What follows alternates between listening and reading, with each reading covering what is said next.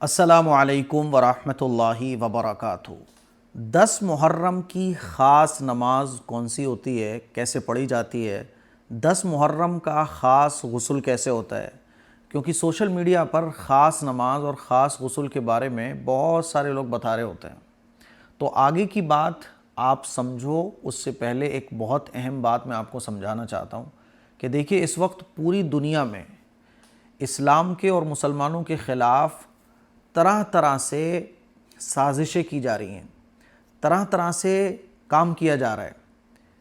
کوششیں یہ ہو رہی ہیں کہ مسلمان نہ رہیں، بس بعض کوششیں ایسی ہو رہی ہیں کہ مسلمان جو ہے نا مرتد ہو جائیں، بعض کوششیں ایسی ہو رہی ہیں کہ مسلمان جو ہے نا کیسے ہی بس حرام کھانا شروع کر دیں، بعض کوششیں ایسی ہو رہی ہیں کہ مسلمانوں کی لڑکیوں کو بہلا پھسلا کر ان کو جو ہے نا کنورٹ کر دیا جائے۔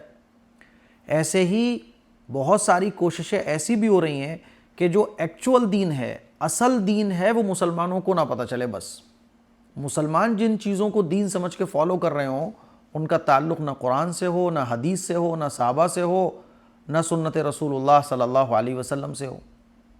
اس طرح کی بہت کوشش ہو رہی ہیں، اسی لیے آپ نے دیکھا ہوگا طرح طرح کے میسیجز، طرح طرح کے پوسٹ سوشل میڈیا پر شیئر کیے جاتے ہیں، اور مسلمانوں کے درمیان ایک غلط فہمی کریٹ کی جاتی ہے، اور وہ غلط فہمی اس طرح سے کریٹ کی جاتی ہے کہ مسلمان اس کو سچ سمجھیں، اس کو دین کا حصہ سمجھیں۔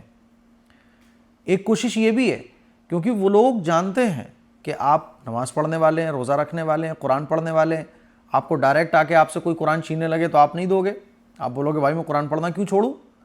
تو اب آپ کو دین سے کیسے دور کیا جائے؟ شیطان جو ہے نا دنیا دار آدمی کو دوسرے طریقے سے گمراہ کرتا ہے اور دیندار لوگوں کو دوسرے طریقے سے گمراہ کرتا ہے۔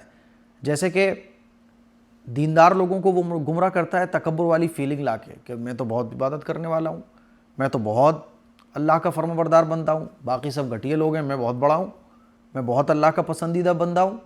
تو یہ جو تکبر آ گیا، اس کے ذریعے وہ ہمارے اعمال کو غارت کرتا ہے۔ اور شیطان کے گمراہ کرنے کا ایک طریقہ یہ بھی ہوتا ہے کہ شیطانی جو چیلے ہوتے ہیں، وہ انسان کی شکل میں بھی ہو سکتے ہیں، جنات کی شکل میں بھی ہو سکتے ہیں، ان کا کام یہ ہوتا ہے کہ جو اصل دین ہے مسلمان اس کو چھوڑ دیں اور اس کی طرف سے ان کی توجہ ہٹ جائے، اور جو دین نہیں ہے ان کاموں کو دین سمجھنا شروع کر دیں۔ سمجھ رہے ہیں؟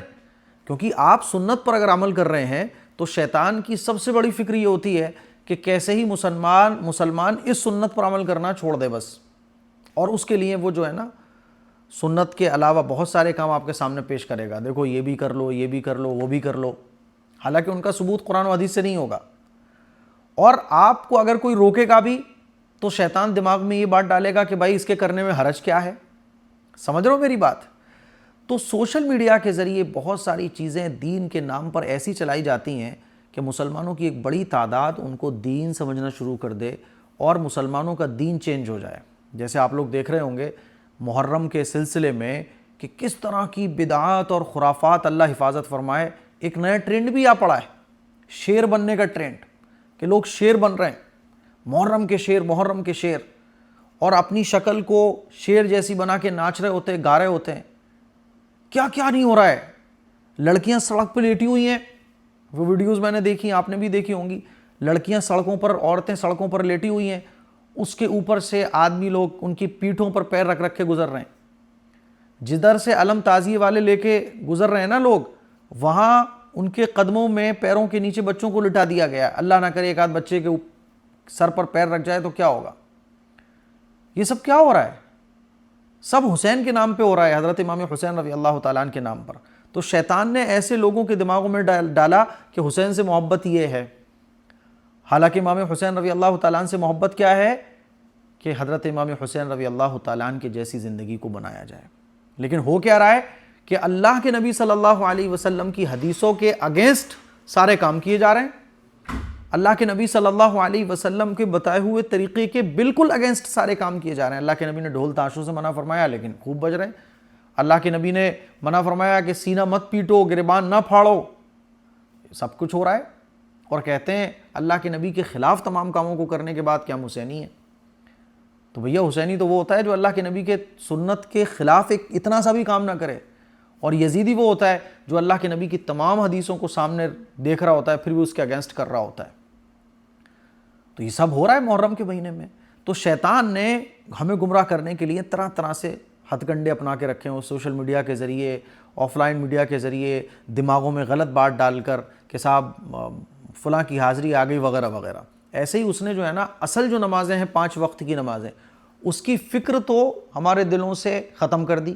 آپ دیکھیے فجر کی نماز میں مسلمان نہیں ہوں گے, ظہر کی نماز میں نہیں ہوں گے, 5 وقت کی نمازوں کا پتہ نہیں ہوگا, 10 محرم کو روزہ رکھنا سنت ہے اس کا نہیں پتہ ہوگا, لیکن سوشل میڈیا پر چلنے والی جو نماز 10 محرم کی ہے اس کو خوب لوگ فالو کر رہے ہوتے ہیں, صاحب یہ نماز 10 محرم کی نماز, حالانکہ 10 محرم کی کوئی نماز نہیں ہے.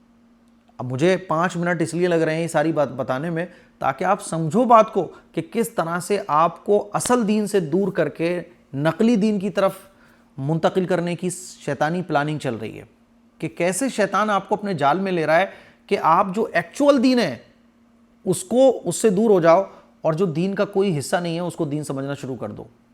باطل کی طاقت پوری دنیا کے اندر یہ بھی چل رہا ہے کہ جو اصل دین ہے اس سے مسلمان دور ہو جائیں, کیونکہ جب اصل دین آپ کے دل سے نکل جائے گا تو پھر آپ کو جیسے چاہے ویسے گھمایا جا سکے گا, جیسے کہ دن بدن آپ دیکھ رہے ہیں کہ مسلمانوں کا حال کیا ہوتا جا رہا ہے. 10 محرم کی کوئی نماز نہیں ہے, 10 محرم کا کوئی غسل نہیں ہے. اللہ کے نبی نے عید کی نماز بیان فرمائی, صلاۃ التوبہ بیان فرمائی, صلاۃ الحاجل بیان فرمائی, استخارے کی نماز بیان فرمائی. اگر 10 محرم کی کوئی نماز ہوتی تو حضور بتاتے, 10 محرم کا کوئی غسل ہوتا تو اللہ کے نبی بیان فرماتے. اب آپ بولو گے اس میں حرج کیا ہے, تو بھائی صاحب اس میں حرج یہی ہے کہ جو چیز صحابہ کے زمانے میں نہیں تھی, جو چیز اللہ کے نبی کے زمانے میں نہیں تھی, آپ اس کو 10 محرم کی نماز سمجھ رہے ہو. یہی تو پرابلم ہے. آنے والی جنریشن پھر اس کو سنت سمجھے گی. 10 محرم کی نماز تو آپ اس کو سمجھ ہی رہے ہو نا, جب 10 محرم کی وہ نماز ہی نہیں ہے.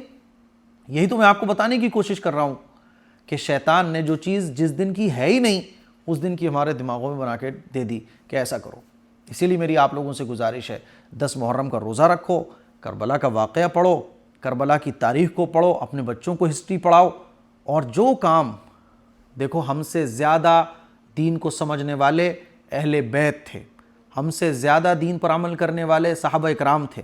امام حسین رضی اللہ تعالیٰ عنہ کی شہادت کے بعد صحابہ اکرام کی ایک جماعت موجود تھی. امام بخاری, امام ابو حنیفہ, امام شافعی, امام مالک, بڑے بڑے اللہ والے, شیخ عبد القادر جیلانی رحمۃ اللہ علیہ.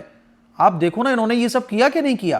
نہیں کیا تو آپ مجھے بتاؤ کس کے ساتھ ہونا چاہتے ہو آپ؟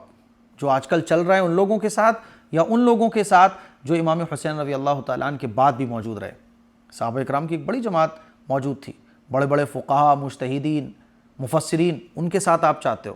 تو میں تو بھیا انہی کے طریقے کو فالو کرنا چاہتا ہوں جو اہل بیت کے بعد بھی صحابہ اکرام موجود رہے.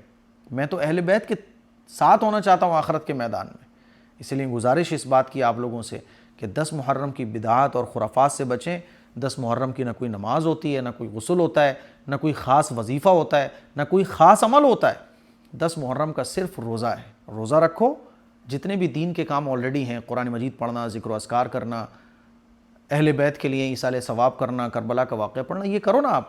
اس کے علاوہ تمام کاموں سے بچو. السلام علیکم ورحمۃ اللہ وبرکاتہ.